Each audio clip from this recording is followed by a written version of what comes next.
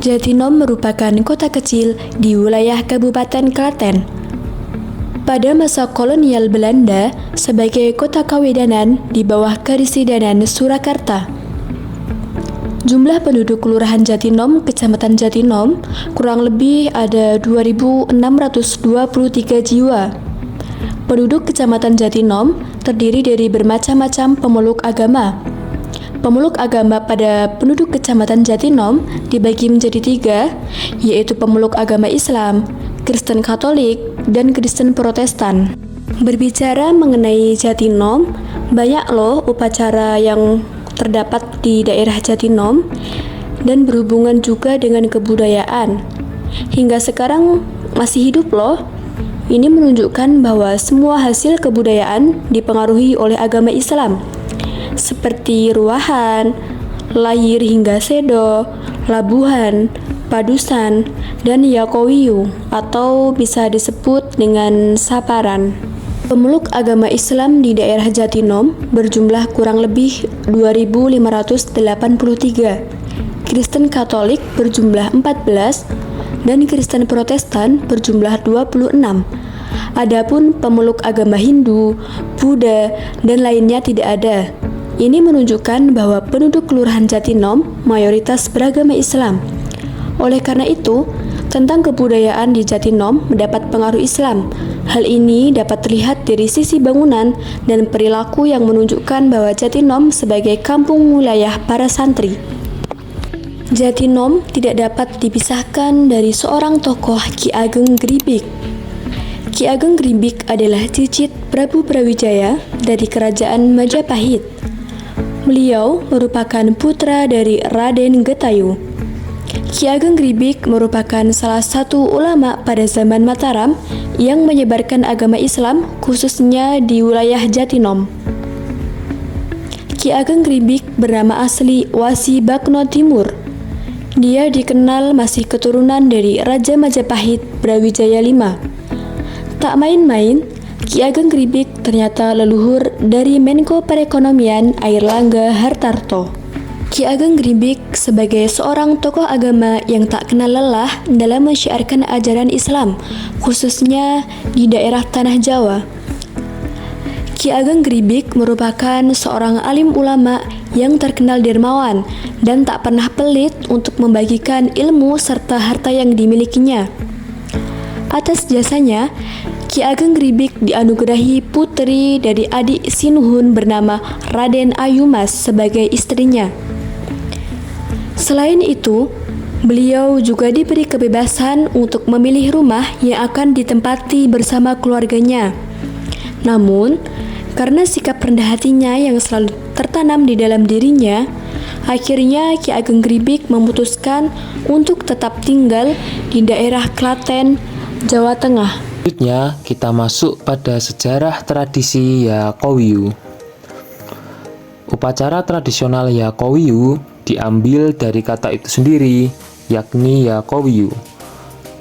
Yakowiyu berasal dari doa penutup yang diucapkan Ki Ageng Gribik setiap selesai menjalankan dakwah pengajiannya.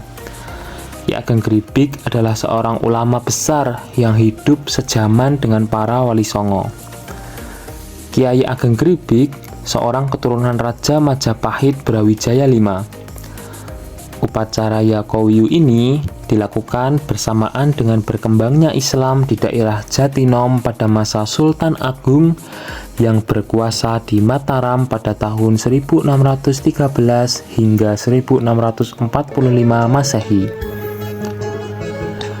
Ki Ageng Gribik menyebarkan agama Islam di daerah Jatinom dan sekitarnya. Sebagai seorang ulama, beliau sangat dihormati dan dituruti segala tindak tanduknya. Tidak hanya dakwah-dakwah tentang ajaran kerohanian saja yang diterima oleh para pengikutnya, tetapi benda-benda yang diberikan oleh Ki Ageng Gribik dianggap memiliki tuah. Asal-usul tradisi Yakowiyu bermula ketika Ki Ageng Gribik yang merupakan keturunan Brawijaya, anak ke-117. Beliau pernah disekolahkan di Jatinom ketika ia masih anak-anak. Ketika ia sedang menuntut ilmu di Jatinom, Ki Ageng Geribik mendapatkan berita tidak menyenangkan bahwa ayahnya akan meninggal dan ia yang akan memegang kendali kerajaan. Getayu meninggal, sehingga yang melanjutkan Ki Ageng Geribik yang secara tidak langsung menjadi guru Sultan Agung ketika ia menjadi raja di Mataram. Setelah ayahnya wafat, Ki Ageng Geribik merasa sedih dan bingung, sehingga ia pergi ke makam kakeknya dan bersemedi. Beberapa saat kemudian, saat ia sedang bertapa di makam kakeknya yakni Sunan Giri, ia mendapatkan ilham untuk bertapa di hutan merbabu yang berada di bawah kaki Gunung Merapi. Ki Ageng Geribik menerima ilham tersebut dan langsung melakukannya.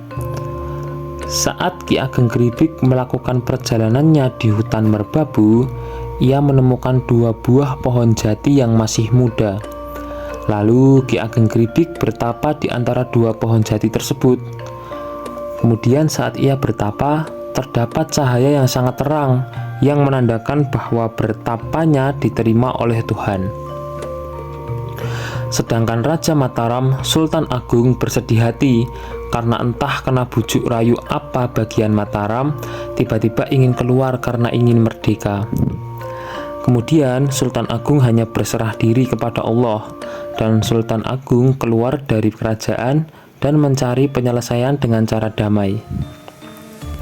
Sunan Kalijaga kemudian menemui Sultan Agung dan meminta untuk pergi ke hutan merbabu di kaki Gunung Merapi untuk menemui seseorang yang sedang bertapa di sana.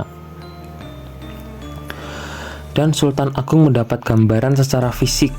Jika di langit ada sinar yang menyorot suatu wilayah, maka wilayah itu pasti tejo atau beruntung. Ki Ageng Geribik tanggap bahwa yang hadir adalah Raja Tanah Jawa, yaitu Sultan Agung. Sultan Agung kemudian mengutus Ki Ageng Geribik untuk menangkal mbalelonya Sultan Palembang. Kemudian Ki Ageng Geribik dan Sultan Agung pergi menuju Palembang. Sebelum masuk di wilayah Jatinom, ada suatu wilayah yang dinamai dengan Desa Padangan karena terkena cahaya yang dianggap tejo tadi. Setelah memasuki wilayah Jatinom, di suatu masjid, Ki Ageng Geribik menunjukkan kesaktiannya. Ki Ageng Geribik berdoa, "Ya Qawiyu," yang berarti Allah yang Maha Kuat. Ia berdoa agar bisa mengalahkan Adipati yang mengkhianati Mataram. Karena keikhlasan beliau, ketika ia melepas surban dan memutarnya, tiba-tiba orang-orang yang menyaksikannya turut berputar seperti merasa vertigo. Kejadian itu disaksikan oleh Sultan Palembang. Oleh karena itu, Palembang kemudian mengucap bahwa ia masih percaya dengan Mataram dan tidak jadi keluar dari Mataram karena kesaktian Ki Ageng Geribik, utusan Sultan Agung. Setelah Palembang tidak jadi keluar dari Mataram, Ki Ageng Geribik kembali ke lereng Merapi dan membuka desa Jatinom. Ketika kembali dari Palembang, Ki Ageng Geribik kemudian ditawarkan hadiah oleh Sultan Agung untuk menikahi seorang putri, adik Sultan Agung, yaitu Raden Ayu Emas. Setelah pernikahan Ki Ageng Geribik dengan Raden Ayu Emas, Raja Mataram menawarkan kepada Ki Ageng Geribik untuk memilih wilayah yang akan ditempati bersama istrinya. Kemudian Ki Ageng Geribik meminta izin untuk kembali menempati Jatinom. Ki Ageng Geribik kemudian membuka tempat yang masih berupa hutan menjadi desa untuk bertapa, membangun masjid, dan menyiarkan agama Islam. Ki Ageng Geribik meminta agar desa itu kelak menjadi tanah perdikan. Luas desa tersebut kemudian dengan suara beduk yang ditabih di Masjid Jatinom itu. Permintaan Ki Ageng Geribik kepada Sultan Agung dikabulkan. Asal-usul nama Jatinom didapat dari pertemuan Sultan Agung dengan Ki Ageng Geribik yang sedang bertapa di bawah pohon jati yang masih muda. Karena menolak semua wilayah yang ditawarkan oleh Sultan Agung, maka sang raja memberikan hadiah berupa pergi haji bersama Sultan Agung. Pada tanggal 8 Zulhijjah yang disebut Tarwiyah, ketika tarawiyah tersebut menyiapkan oleh-oleh yang akan dibawa pulang berupa air, tanah, dan makanan. Sesampainya di rumah beliau, memberikan tausiah dan tanya jawab kepada santri. Setelah mendengarkan tausiah, para santri beringinan kuat untuk berangkat haji. Ki Ageng Gribik memberikan nasihat jika ingin berangkat haji, harus memiliki niat yang kuat. Niat yang kuat itu dalam artian memegang teguh agama Islam yang kuat. Karena Allah Maha Kuat, maka berdoalah meminta sesuatu kepada Allah dan mengakui kesalahan dan memohon ampun kepada Allah karena Allah bersifat afuun atau Maha Pengampun. Adapun doa yang diucapkan Ki Ageng Gribik setiap selesai berdakwah berbunyi, Ya Qawiyyu ya Aziz, qawwina wal muslimin. Ya Qawiyyu ya Razaq, warzuqna wal muslimin.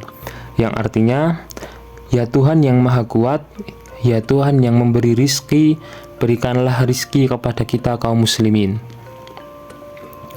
Lalu para santri berzikir, Ya Qawiyyu ya Afu. Dan setelahnya dihidangkan roti dari Mekah yang dibawakan oleh Ki Ageng Gribik dan Sultan Agung. Karena kurangnya kefasihan masyarakat Jawa dalam mengucapkan bahasa Arab yang baik dan benar, sehingga ketika memakan roti tersebut dinamakan apem yang diambil dari kata afu. Karena semakin banyak tamu yang datang dan roti yang dihidangkan semakin menipis, maka Ki Ageng meminta istrinya, yaitu Raden Ayu Emas, untuk membuat roti yang serupa. Dengan bahan-bahan yang ada, yaitu tumbukan beras, parutan kelapa, tape, gula jawa, dan lain-lain, Raden Ayu membuatkan roti. Karena roti yang dibawa oleh Ki Ageng Gribik itu sangat besar dan tidak ada cetakan sebesar itu, maka dicetak dengan cetakan kecil, hingga berbentuklah roti apem seperti yang sekarang ini. Setelah selesai semua, kue apem tersebut kemudian dibagikan kepada anak cucunya dengan berkata, Ya Qawiyyu ya Qawiyyu, yang berarti Tuhan berilah kekuatan. Ki Ageng Gribik juga tidak lupa memerintahkan kepada para pengikutnya agar setiap bulan Safarmu merelakan sebagian hartanya untuk membuat apem dan membagi-bagikannya kepada khalayak ramai. Dari perintah ini, lahirlah tradisi Ya Qawiyyu yang dilakukan pada sekitar tanggal 15 bulan Safar. Sultan Agung atau Sang Raja Mataram mengubah sistem penanggalan itu dari matahari ke bulan, kecuali Banten. Mengikuti penanggalan itu, bulan Suro sebagai awal tahun Jawa juga disebut bulan yang sakral karena dianggap suci. Bulan Sapar oleh masyarakat Jatinom adalah saat perenungan, bertafakur, berintrospeksi, mendekatkan diri kepada Sang Kholi. Bulan Suro atau Muharram ini juga diyakini masyarakat Jawa sebagai bulan gawat atau keramat. Tak aneh bila pada bulan Suro banyak ritual dilakukan, termasuk jamasan pusaka keraton, dan di bulan kedua, Sapar atau Syafar, masyarakat bergembira mengucap syukur dengan berbagai upacara saparan, salah satunya yakni tradisi Ya Qawiyyu. Nah, selanjutnya kita akan membahas tentang transformasi tradisi Ya Qawiyyu. Jadi, pada zaman dahulu, masyarakat melakukan tradisi Ya Qawiyyu dari lingkup kecil terlebih dahulu. Dalam perspektif kesejarahan, upacara ini pertama kali berbentuk majelis pengajian dan dikunjungi oleh para santri yang bertempat di Serabi Masjid Alit. Namun, semakin banyaknya pengunjung atau masyarakat yang datang untuk mengikuti tradisi tersebut, hingga tempatnya dialihkan ke masjid gede yang dihadiahkan oleh Kerajaan Mataram Islam kepada Ki Ageng Gribik. Kemudian, karena tamu atau pengunjung yang semakin banyak, sehingga masjid gede juga tidak mencukupi untuk menampung para tamu yang datang, maka tradisi ini dilakukan di daratan bawah dekat masjid gede dan bersanding di antara sendang air suran. Sehingga sekarang tradisi Ya Qawiyyu itu dilakukan di tempat tersebut. Selanjutnya, transformasi yang ada tidak hanya terjadi pada tempat pelaksanaan tradisi Yakowiyu saja, melainkan cara memasak orang terdahulu dan sekarang juga mengalami transformasi atau perbedaan. Dari zaman dahulu, para warga yang sedang memasak roti apem sangat mementingkan nilai-nilai yang terkandung dalam proses pembuatan roti apem tersebut, sehingga dalam proses pembuatan roti apem dahulu sering diiringi dengan berzikir, bersolawat, dan mengucapkan hal-hal yang baik. Namun berbeda dengan sekarang, perkembangan zaman yang sangat berpengaruh terhadap tradisi-tradisi yang telah diberikan para leluhur, sehingga pada zaman sekarang proses pembuatan apem tidak lagi diiringi dengan zikir-zikiran, tapi dengan bermain HP dan tidak mementingkan nilai-nilai norma yang terkandung. Hal ini sesuai dengan pernyataan yang dinyatakan oleh Pak Daryanto selaku juru kunci pemakaman Ki Ageng Gripik. Selanjutnya kita akan membahas nilai religius dalam tradisi Yakowiyu. Dalam tradisi Saparan atau Yakowiyu mengandung nilai-nilai keselamatan dan kedamaian. Saparan ini memiliki nilai keseimbangan dan keselarasan antara makrokosme dengan mikrokosme, antara jagat gede dengan jagat cilik dalam mewujudkan keselamatan, keseimbangan, dan keselarasan demi mewujudkan suatu bentuk tata cara krosmi religius magis yang dalam hal ini diwujudkan dalam tradisi Saparan, yang inti maknanya adalah untuk keselamatan dan ketentraman. Saparan merupakan kepercayaan sebagian besar masyarakat Jawa untuk keselamatan atau dengan istilah ngalap berkah. Hal ini merupakan perpaduan atau campuran antara kepercayaan Jawa asli, Hindu, dan Islam. Perpaduan itu disebut dengan sinkretisme. Nang lingkungan jenengan iki golek ana makam-makam tuwa. Kuwi timbul jadi ya memang makam-makam tua ini bisa untuk dibaca. Animisme dipadu dengan unsur kebatinan menjadi agama Jawa. Kemudian Hindu dan Islam dipadu ke dalam agama Jawa yang sering disebut dengan kepercayaan Jawa. Yakowiyu juga bermakna penghormatan terhadap arwah leluhur. Agama Jawi mengenal banyak sekali tokoh-tokoh keramat, baik itu tokoh-tokoh historis maupun tokoh-tokoh yang dikenal melalui kesusastraan babat. Sebagai bentuk penghormatan terhadap tokoh-tokoh dari leluhur mereka, orang-orang Jawa mengadakan suatu upacara keagamaan. Tradisi Saparan merupakan salah satu bentuk penghormatan terhadap arwah leluhur mereka, yaitu Ki Ageng Gripik, sekaligus sebagai wahana untuk mengingat jasa-jasa leluhur mereka yang besar. Dalam agama Jawi, arwah leluhur yang telah menetap di makam atau pesarean, maka para keturunan dan pengikutnya akan tetap memuja dan memanggil arwah leluhur itu untuk dimintai nasihat tentang persoalan rohaniah maupun material. Pada tradisi Saparan sering terlihat adanya permohonan sesuatu terhadap arwah leluhur yang disertai dengan pemberian sesaji. Pada tradisi Saparan atau Yakowiyu, makam Ki Ageng Gripik senantiasa dipenuhi oleh para perziarah. Mereka berziarah sambil menaburi bunga yang diiringi dengan pembacaan doa sambil membakar dupa. Selain itu, mereka juga memohon doa restu kepada arwah, terutama bila seorang tersebut menghadapi tugas berat ataupun keinginan memperoleh sesuatu hal.